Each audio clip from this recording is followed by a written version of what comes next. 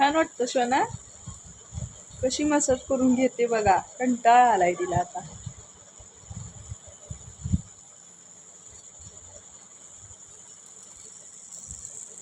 कंटाळा आला.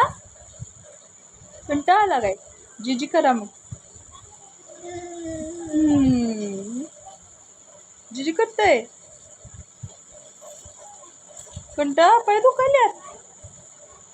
होय, काय भारी वाटते काय? छान छान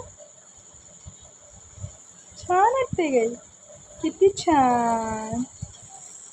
हो ना. बस करूया की आता. बस करा हो.